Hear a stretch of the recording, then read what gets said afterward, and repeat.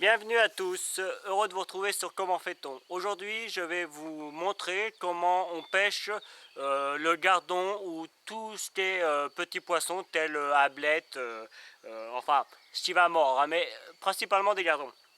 Pour cela, on va commencer par appâter. Pour pêcher le gardon, c'est impératif. Sans appât, on a vraiment des difficultés. Alors, je pêche en étang, mais si vous vouliez pêcher en rivière, c'est le même principe.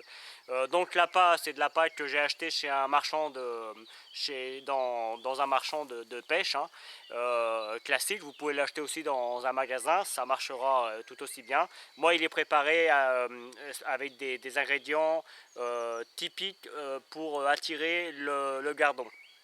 Donc on va commencer par appâter, je vous fais voir comment on fait et après on va commencer à pêcher.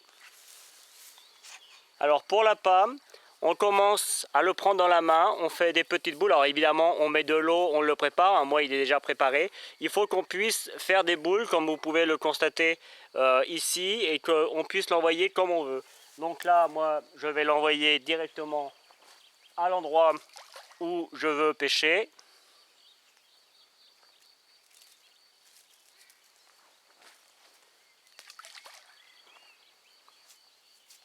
Et il faut attendre par contre, il faut attendre facilement 5-10 minutes avant de commencer à avoir des touches.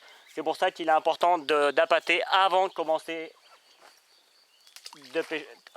à pêcher. Alors on ne met pas tout, hein, évidemment, on en met 4-5 poignées. Et on garde le reste pour la suite, sachant qu'il faut réappâter à peu près toutes les heures. Dès que vous voyez que ça commence à ne plus mordre, on réappâte un petit peu. Voilà. Alors, évidemment, on pêche avec une gaule classique hein, et avec un petit bouchon. Alors moi, il est relativement gros hein, déjà pour la pêche, mais enfin ça marche, hein, j'ai l'habitude de pêcher avec ça. Vous pouvez pêcher avec un bouchon un petit peu plus petit. Évidemment, on pêche avec un tout petit hameçon. Alors encore une fois, moi, je vais m'approcher. Il est relativement gros, mais encore une fois, ça marche. Hein. Vous voyez, c'est vraiment le petit hameçon, mais on peut encore pêcher plus petit. Et on vient mettre un asticot, c'est ce qui marche le mieux. Hein. On peut pêcher avec autre chose, mais honnêtement, l'asticot, ça coûte pas trop cher. On vient juste le mettre comme ça sur l'hameçon, accroché pour qu'il bouge encore un petit peu pour attirer le poisson. On règle évidemment la profondeur. Mais ça, on va vite le savoir. Il faut pêcher pas au fond totalement, mais quasiment au fond. Et on n'a plus qu'à mettre le bouchon à l'eau. Vous voyez, là, j'ai une touche. Il va être temps que je tire. Vous voyez, le bouchon, il file, il file, il file. Là, on peut dire que c'est bon. C'est le moment de tirer. Et voilà. Alors, je sais pas si on le voit. Hop là. Voilà, un petit gardon au bout de la ligne. Vous voyez, c'est pas plus compliqué que ça.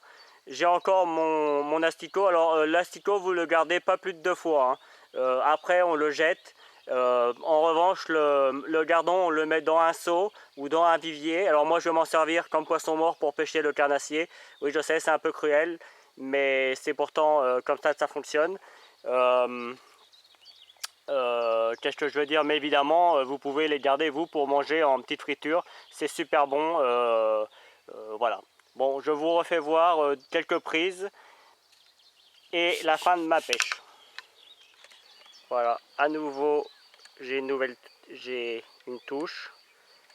Là, normalement, comme ça s'appelle de la pêche au cou, normalement on tire. Hein. Comme là, vous voyez, il s'en va. Donc, hop, je vais tirer. Et voilà. Résultat des courses, on a un petit gardon encore. Chose que je n'ai pas abordée et qui me paraît important, c'est de relever régulièrement sa canne et de la relancer afin d'attirer le poisson. Quand l'appât tombe dans l'eau, ça attire le poisson. Alors en étang, on est obligé de le faire même si le bouchon reste bien à sa place. Par contre en rivière de toute façon vous êtes obligé, puisque avec le courant il y a un moment donné vous êtes obligé de relever votre canne. Donc pour cela là en étang il faut le faire à peu près toutes les minutes, Si on n'a rien au bout d'une minute, si on n'a pas de touche, on le relance. Là c'est le cas, donc je vais le relancer.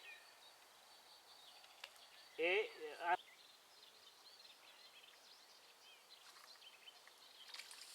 il est plus gros celui-là. Et voilà le résultat. Oups, tiens, il n'était pas beaucoup accroché. Hein. Comme quoi, ça marche. Le résultat d'une heure de pêche. Alors évidemment, si vous a plu, à bientôt sur Comment fait-on.